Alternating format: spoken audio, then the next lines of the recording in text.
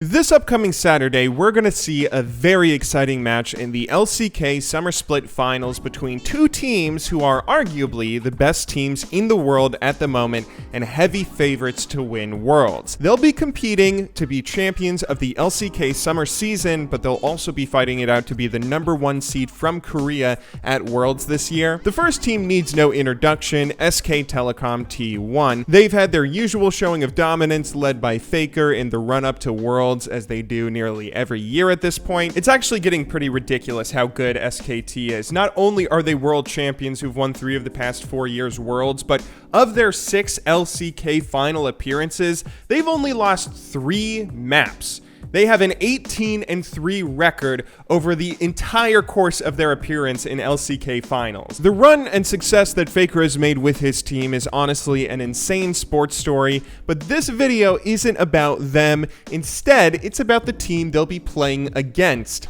Longzhu Gaming. This is a team that's had the complete opposite story to someone like SK Telecom. In the spring split, they were a team of mostly just a bunch of old pros focused around a great duo of the best bot lane in the world, Prey and Gorilla, and they ended up finishing just 7th with a completely mediocre record of 8-10, failing to make the playoffs. So in the offseason, they restructured their lineup, keeping that insanely good duo bot lane, but bringing in some new faces, an unknown formerly rank 1 solo queue jungler in Cuz, who hasn't had any experience in professional play before, another solo queue star who was formerly their mid lane sub BDD, as well as 2 new top laners who hadn't really done much in their careers beforehand, named Rascal and Khan. Well, this turned out to be a magical lineup who's beaten everybody in the summer season, secured first place, and are now playing for the summer playoff trophy. You could point to a lot of different areas and say that's what's given the team their massive success.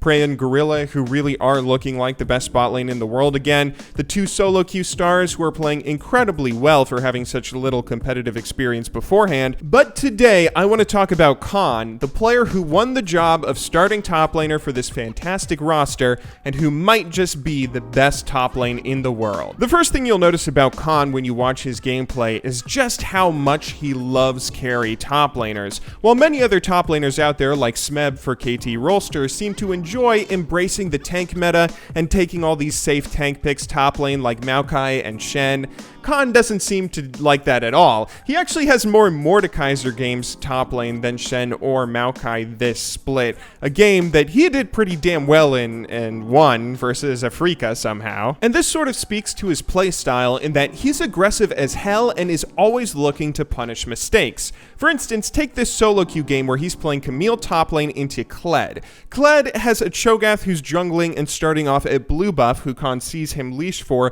through how late he gets to lane. And right from the get-go, you can see he's going to be aggressive here. His build includes picking the much more offensive Corrupting Potion rather than a little bit more defensive items like Doran's Blade or Doran's Shield, and he's trying to harass and zone as much as possible from the get-go, even if that means losing some trades or missing CS himself. The thing that really blows my mind about his aggression is this play right here. Now, Khan can be pretty confident in Cho'Gath's jungle pattern due to his blue buff start, which means he's probably going to be on the bot half of the map right about now, especially since he sees with Sejuani that Cho'Gath didn't come for an invade, and so he can be pretty confident pushing far forward, but he's about to be sitting on 2 wards with his trinket, and he's pushed to under Kled's tower. Here, he's last hitting and trying to harass Kled a little bit and annoy him, essentially preventing Kled from getting his own farm while last hitting this wave of minions himself, and sure, this can be a relatively safe play with his escape potential and his confidence in Cho'Gath's position, but just look at what he gets out of this. Let's count up how much CS Kled misses from his presence.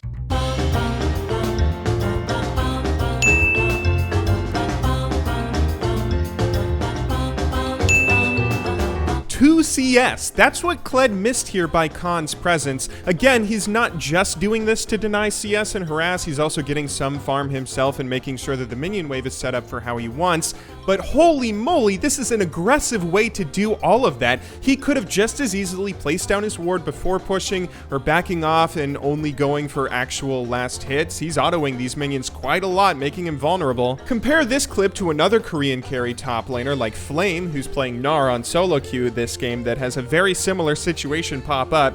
Even though he's a ranged champion who's easier to harass with, and even though he sees the enemy jungler mid lane right now, he'd rather stand much further back, not CS so aggressively, and place a ward just to be safe. Why? Because you don't really get that much from being so hyper aggressive early on, but Khan doesn't really care. This is one of the many things that impresses me about watching Khan's gameplay, just how unwilling he is to ever let his opponent do anything for free. If there's a possibility of him being able to punish you for any issue you might be having, be it having the last hit under your own tower or a weak part of your game from your champion not hitting a power spike or something, he's going to be there for you to feel the full weight of that weakness. A good example of this efficiency and aggression comes from game 2 of the second best of 3 Longzhu played against SK Telecom, where they 2-0'd SK Telecom in pretty dominating fashion this split. Here Khan is playing Camille top lane against Untara, who kind of counterpicked him with Renekton. Now, firstly, just watch this clip. I mean, I don't even know how this bit happened.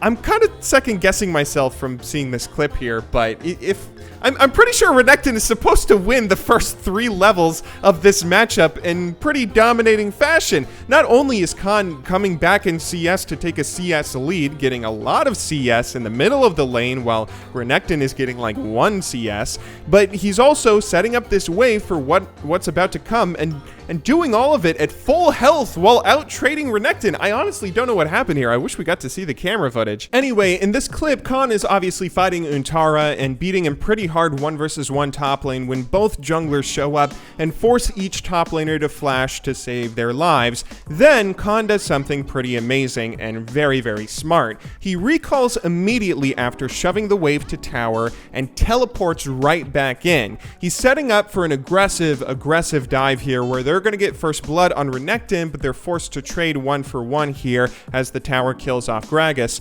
However, this is a huge victory for Khan. Not only do they get the extra 100 gold from the first blood, obviously, but Untara now loses all of this gold and all of this experience of this massive minion wave to the tower. Khan has missed exactly 1 minion of gold and experience from his recall and teleport, and now he's going to be pretty damn far ahead of this Renekton, even if Peanut didn't make a pretty big mistake here in wasting Cocoon, which Khan obviously immediately punishes, picking up a second kill. This is why you can find all sorts of montages of Khan making crazy escapes and doing insane 1v2s, killing Faker and whatnot on YouTube. He's a player who's so mechanically solid and efficient with his execution that if you give him an inch, he will take it a mile. He's capable of punishing any mistake that you make either on his own in a 1 versus 1 situation or while setting up for his team like a good pro player would. It's also worth noting this is the kind of playstyle you have to have if you're going to play fighters and bruisers into a tank meta, with all the natural scaling and just how easy it is for a tank to hit a power spike and become an amazing monster late game that has huge impact in team fights. If you're playing someone that's much weaker and does not scale as well, you need to punish every mistake that tank player makes, and if you don't, you're just going to be shit out of luck. You have to be this good if you're going to do weird stuff like play Mordekaiser top lane. Somehow Khan does all of it though and is able to punish every tank he comes up against while making so few mistakes himself. Another one of the incredibly impressive elements of Khan's gameplay though is his adaptability. Top lane is a role that you often are required to be a jack of all trades for your team, able to pull out one of many different champions and strategies that are all drastically different from one another, but needing to be a master of all of them so you can be what your team needs. This is especially true for professional play, and normally, carry-oriented aggressive top laners have difficulty adapting to passive play styles and pumping the brakes a little bit when their team needs them to,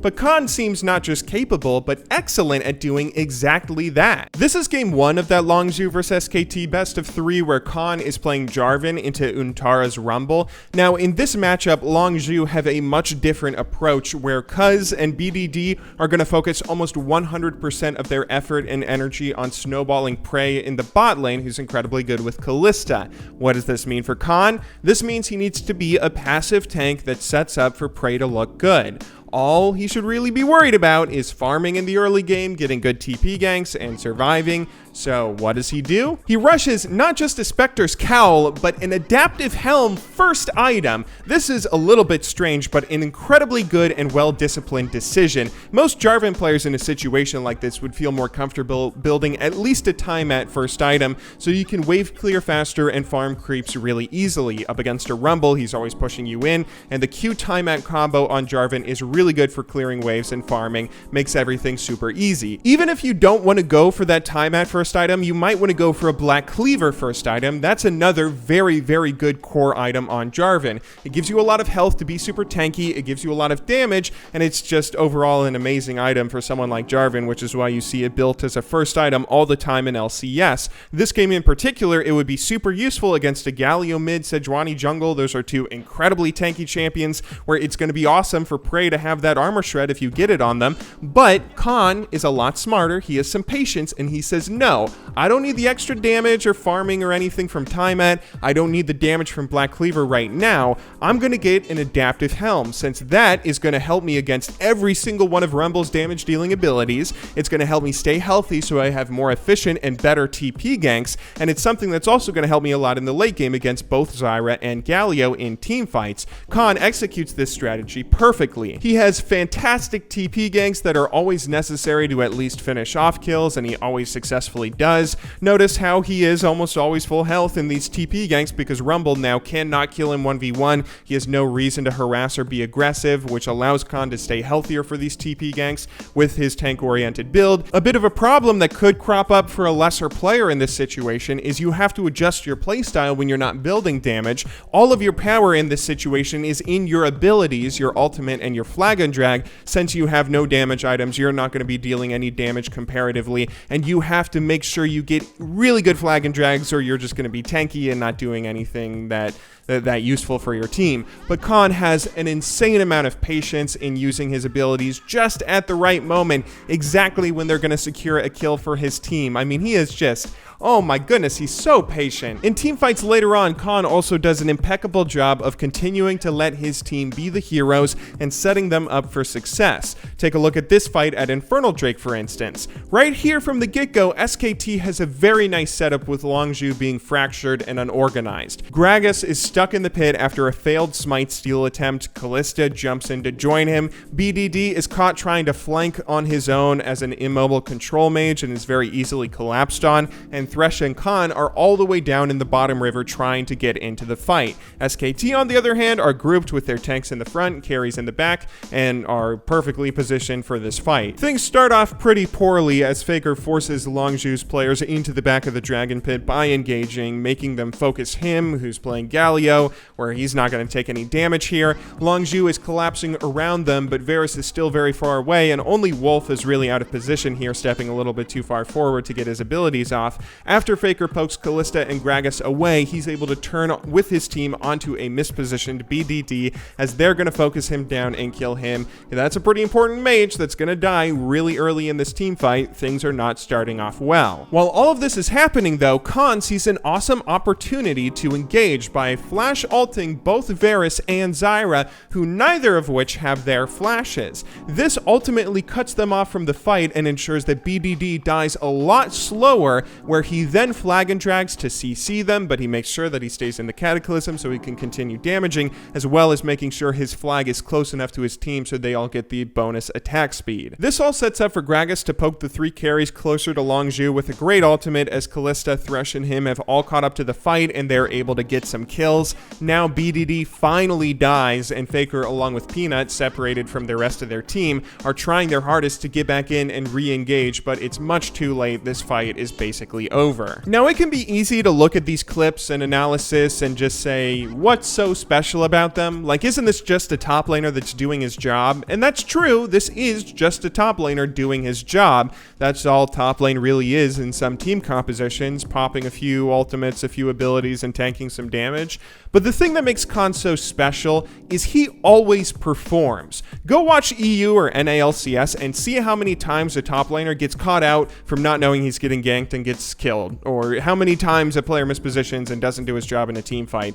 Khan always seems to do his job and is both incredibly aggressive at times where he needs to be aggressive and punish a mistake, while simultaneously never putting himself in harm's way. Don't get me wrong, he does make mistakes and sometimes ends up getting himself or his team killed. In that Jarvan game, for instance, there was a moment where he thought he caught Faker out, but Faker had flash, and he sort of decided, screw it, and he just ults Faker aggressively, not realizing how much damage the enemy team has as they turn on him and kill him almost instantaneously. As a carry-oriented top laner who's always aggressive, it's natural that he does let that aggressive playstyle get the better of him sometimes, but those moments are so few and far between, it's astonishing how clinical he is about using his aggressiveness and carry-oriented champion pool to never let anyone do anything for free, while really almost always making the right decision. Khan really seems like the most mechanically sound top laner in the world, whether you're talking about breaking down the little things he does right when his team sticks him on a tankier top and he just has to